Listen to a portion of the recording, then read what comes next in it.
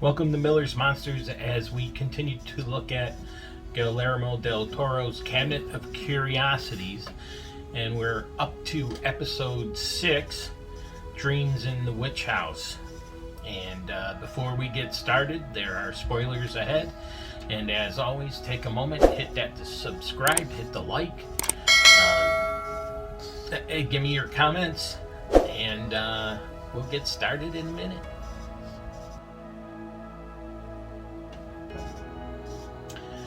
So, episode 6, Dreams in the Witch House, was directed by Catherine Chadwick and is a story about two twins, Walter and Eppley, and they're musical prodigies. She has a beautiful voice, and he has piano expertise.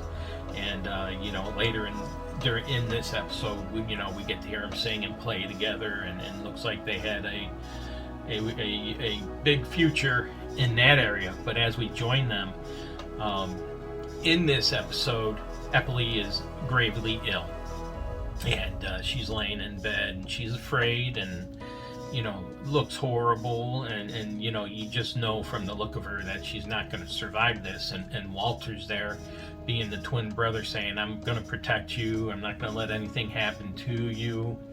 And unfortunately she does pass away, and we see her soul leave her body. Walter can see it, and she's standing there in the bedroom where she passed away, and all of a sudden a portal opens to another dimension, and a vine reaches out, grabs her, and pulls her into the other dimension. And Walter's there frightened to death, so he's frozen, can't do anything, and his sister disappears.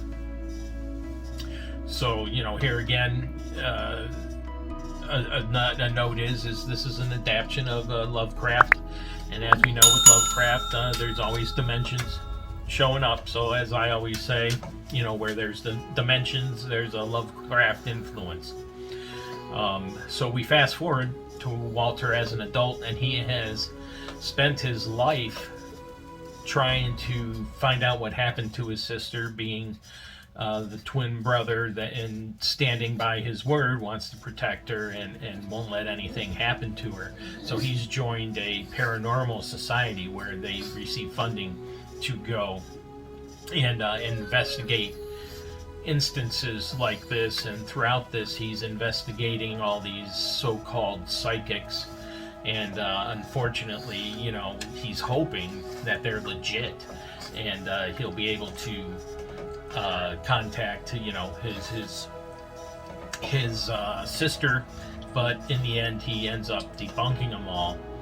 And as we learn, the society itself is having some funding troubles, and they're not sure how much longer they can last, so that's putting a strain on him. But luckily he has a second job as a bartender, where he overhears a few people talking about how they have an elixir that opens other dimensions and lets them visit other dimensions. So he's able to, get a guy aside who says, I'm not going to talk in here, we'll go talk outside. And, he tells him about the elixir, and Walter tells him what happens, and he says, yeah, I know that place. It's a place where souls that don't know what to do or weren't ready or are confused go. Limbo, so to speak. And he says, can you get me there? He says, yeah. And what are you going to give to me? And Walter goes, I can pay. So he ends up following this guy to the den, where they're at first not welcoming him, but he's, I can pay, so money cures a lot of things. And they give him the elixir, he drinks it, passes out, and we see a passageway that he investigates, and is pulled in by these vines, much like that grabbed his sister's soul earlier, into this other dimension. And he's walking around calling her name, and eventually he finds her. But right before they can really talk, he gets pulled back out of the dimension. So excited by this, and encouraged to continue this research, he goes to the society and says, I need to study this more. I need funding to study this house related to this, which is the witch house. And basically they turn him down flat because he used drugs, and told him, you're fired and clean yourself up and then talk to us again. So now, he doesn't have the society behind him, so he's striking out on his own, and he gets a second dose of the elixir, and is again pulled into the other dimension, where he gets to have a little talk with his sister there, and they exchange pleasantries. She asks if he's still playing the piano, and he says, no, I've devoted my life to trying to find you. And then all of a sudden he's being pulled out again, and he grabs her nightgown and pulls off the sleeve of her nightgown, and awakes from that dimension with the nightgown still in his hand. And so now he's like, I can bring her back into our world. So he ends up renting a room at the witch house, which the lady that developed these elixirs was said to have lived, but was burned at the stake, for being a witch, but her body was never recovered. So he's staying in this house, and this is the first night we see a rat with a human face, and I'm like, I know that rat. I've seen that rat before. And it's just funny. This Lovecraft adaptation has been done before, but in a different way, because and I can't think of the name, and I looked at it and I still haven't found the name. I'll find it at some point.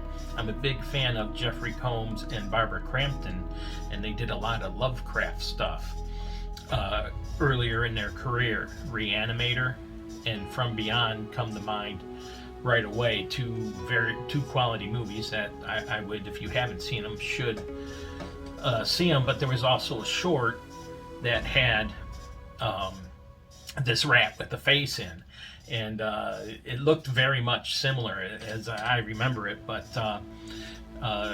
so we get to the rat, and he's just eyeing Walter, keeping an eye on him, and as Walter goes to sleep, he starts having these dreams, and he starts dreaming of the witch watching him, and obviously she's all burnt up, and the graphics in this are excellent. She looks scary as can be, and the rat with the face was blended nicely and looked to fit right in. So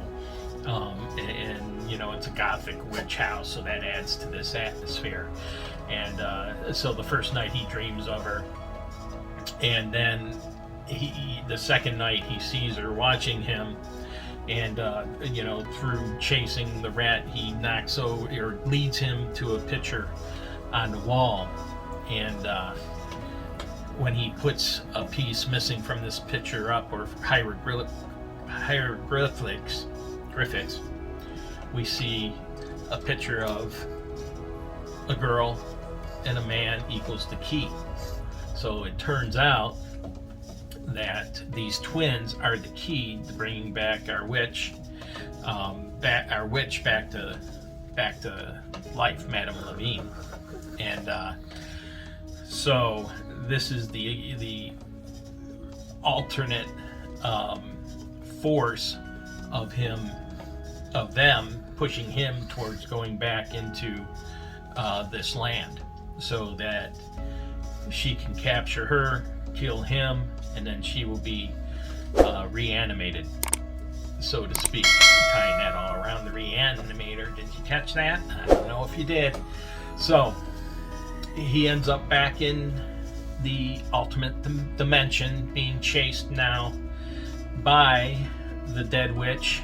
Okay, and she's trying to get after him, and everybody's running, and the land itself is clawing at at the witch because now he's created a ripple, and they're trying to escape her, and eventually protecting Eppley. The witch catches Walter and begins to suck the soul out of him. Eppley's able to intervene there, and they escape back into reality, and he's pulled her in with her, and watch out. And now the witch is chasing both of them in the normal world, and she disappears for a little bit. He tries to escape to a church which doesn't hold her. She's able to grab him, brings him back to the witch house, and is about ready to stab him with her wand when Eppley comes in and kills the witch. And this is all supposed to take place before dawn, okay? But the witch is dead now, and Eppley realizes where she has to go, and we see her go into the light and back, not back to the dimension, but back where she belongs, okay? Or should have been in the first place. And although Walter is sick, it looks like everything's going to be fine. And there's two other people there that have been involved throughout the story. And all of a sudden they hear something upstairs, and they go upstairs to investigate, and it looks like our little rat with the human face survived. And the last thing we see is Walter sleeping peacefully on the bed with his mouth open, and the rat crawling up on the bed. A few minutes later, as they're investigating upstairs, we hear Walter screaming, "He's inside me! He's inside me!"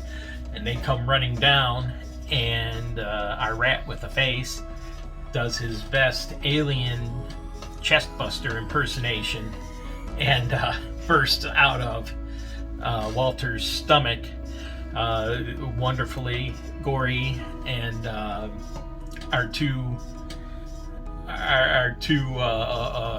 accomplices of Walter are stunned and chase him around, and eventually the rat disappears, and it's not dawn yet, and so he actually did die before dawn, but it doesn't look like it's bringing the witch back at all. So those two leave, and then we find Walter's dead, okay, on the bed, dead on the bed. Yep. And our rat with the face, I just like calling him Rat with the Face. He has a name. I like Rat with the Face better.